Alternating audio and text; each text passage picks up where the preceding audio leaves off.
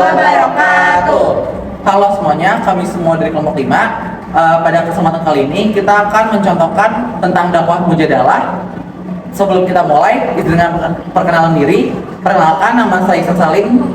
Nama saya Aula Ibra. Nama saya Siti Zahra. Nama saya Fatimah Zal Putri. Nama saya Hanifah. Nama saya Muhammad Haji Saputra.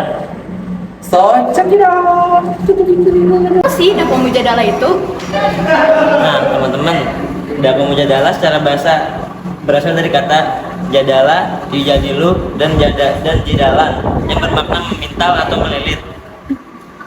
Sedangkan secara istilah, mujadalah artinya upaya tukar pendapat yang dilakukan oleh dua pihak secara sinergis dan logis tanpa adanya permusuhan di antara keduanya.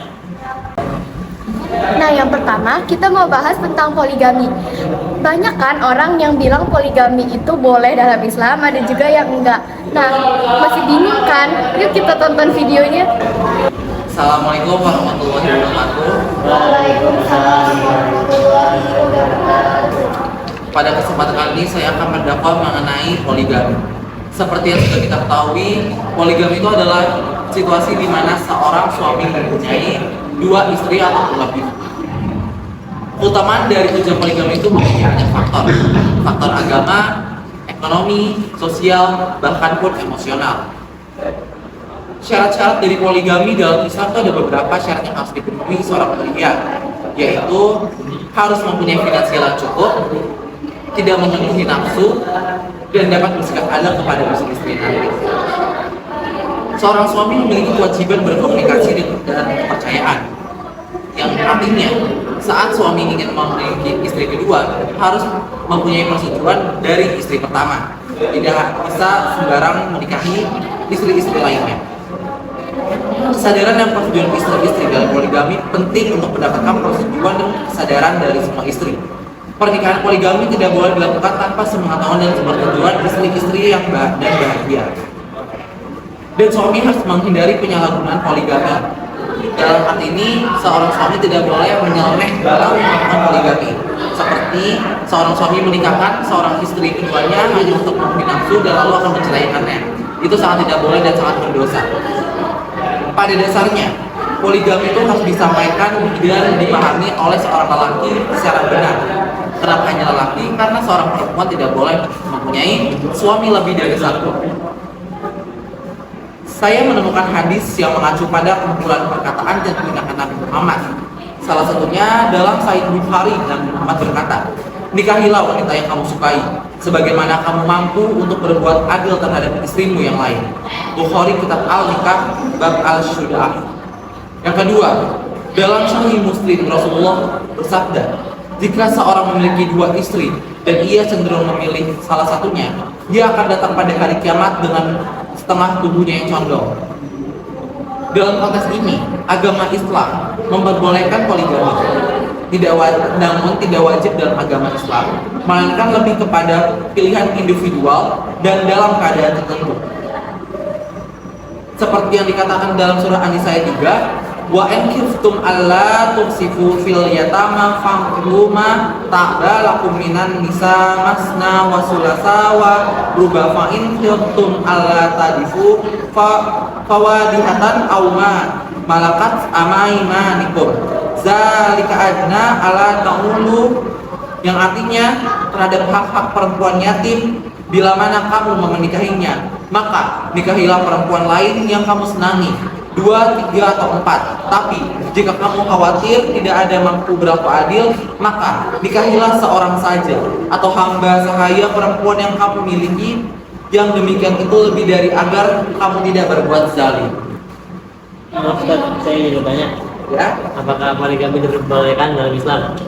seperti yang sudah saya sebutkan, poligami diperbolehkan dalam Islam. Saya menentang jawaban Ustadz deh kalau misalkan poligami itu diperbolehkan.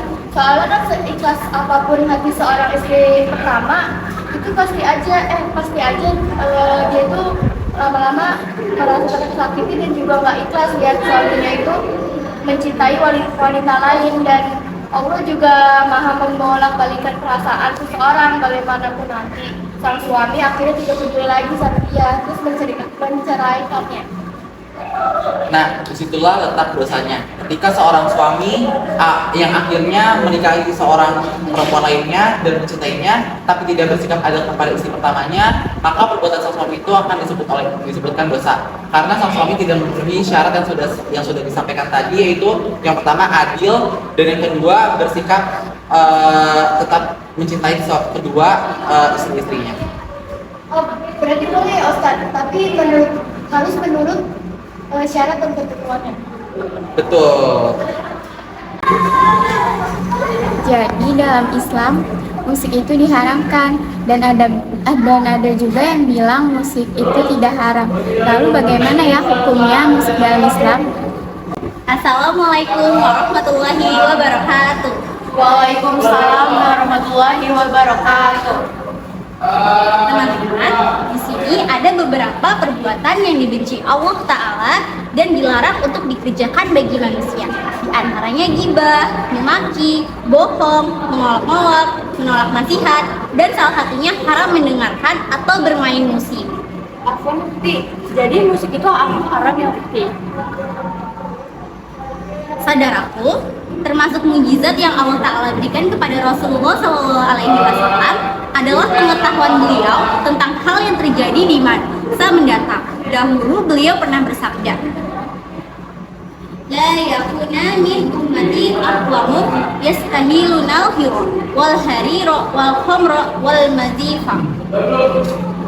Artinya, sungguh akan ada sebagian dari umatku yang menghalalkan sutra, minuman keras, dan alat-alat musik. Hadis riwayat Bukhari 05590. Dan juga dalam hadis lain secara terang-terangan Rasulullah SAW menjelaskan tentang musik. Beliau pernah bersabda seperti dalam hadis riwayat Hakim yang berbunyi, aku tidak melarang kalian menangis, namun yang aku larang adalah dua suara yang bodoh dan maksiat. Suara di saat nyanyi hiburan atau kesenangan, permainan, dan lagu-lagu setan. Serta suara ketika terjadi musibah, menampar wajah, merobek baju, dan jeritan setan. Kedua hadis ini di atas telah menjadi bukti untuk kita bahwasannya Allah dan Rasulnya telah melarang nyanyian beserta alat musik. Lalu bagaimana dengan lagu-lagu yang isinya bertujuan untuk mendakwahkan manusia kepada kebaikan atau nasyid-nasyid Islam yang mengandung ajakan manusia untuk mengingat Allah? Bukankah hal itu mengandung kebaikan? Oke teman, hal itu mengandung kebaikan. Tapi menurut siapa? Jika Allah dan Rasulnya menganggap hal itu adalah baik dan menjadi salah satu cara terbaik dalam berdakwah, maka Rasulullah SAW beserta para sahabat adalah orang-orang yang paling pertama kali melakukan hal tersebut. Akan tetapi, tidak ada satupun cerita bahwa Rasulullah SAW dan para sahabatnya melakukannya. Bahkan mereka melarang dan mencela hal itu. Wahai saudara, kami rasa hadis di atas dan penjelasannya setelahnya sudah cukup membuktikan kepada kita bahwa Islam melarang adanya nyanyian dan alat-alat musik. Dan juga sudah cukup melegakan hati saudaraku yang memang sebelumnya kontra dengan musik, dan menjadikan terang dan jelas bagi saudaraku yang sebelumnya pro dengan musik.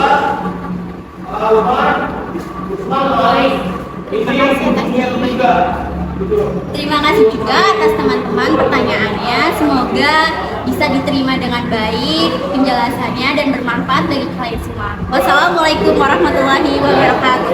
Waalaikumsalam warahmatullahi wabarakatuh. Sekian video dakwah dari kami semua. Saya harap video ini bisa bermanfaat bagi para penontonnya. Sekian, terima kasih. Wassalamualaikum warahmatullahi wabarakatuh.